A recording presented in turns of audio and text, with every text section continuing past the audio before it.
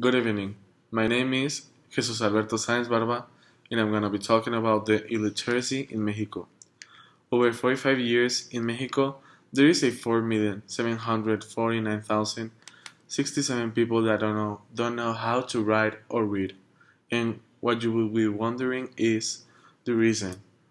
From the 1970s to 2015, it has been decreasing from 24.6 to 9.9%. This is a huge quantity to concern and to compare due to all the campaigns against the illiteracy in Mexico. Now, this is a threat to a country because this englobes several problems.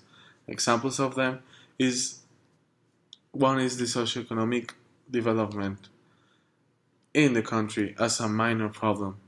A considerable one is discrimination they receive from the civilized society, as we can call it, and all the close opportunities they already have by not knowing the basic daily task all the people do as a normal thing. This causes not having only a job, but not having a salary, and increasing the poverty that affects the socioeconomic development in the country, as I said earlier. We can see that this illiteracy rate causes one problem that leads one to another, and so on.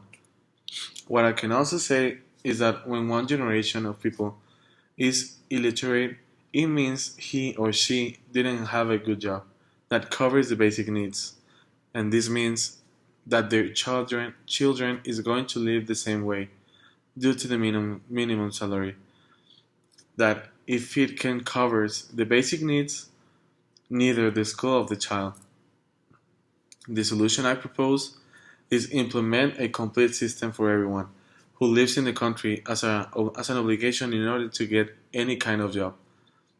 A re- I mean a requirement. This will be a requirement they need to get hired by their bosses. Another one will be the reform the education system in order to really get to any kind of child and really implement the third article in the Mexican Constitution. The pros and cons. A good thing about this is that everyone will be into knowing how to write and read because it'll be a requirement to officially get a job. A bad thing or something that will be taken into account is all the money that government will have to spend in these new changes.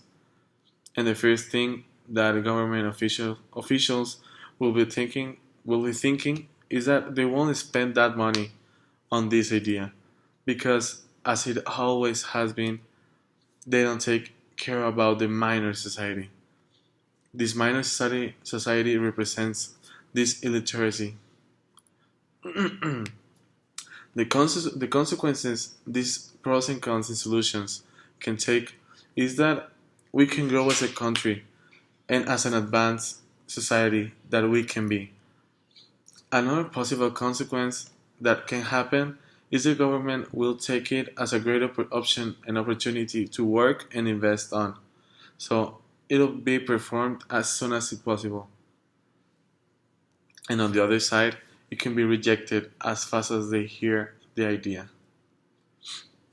The reflection and what I get about this topic is that illiteracy is not just one problem. Illiteracy holds, among other problems that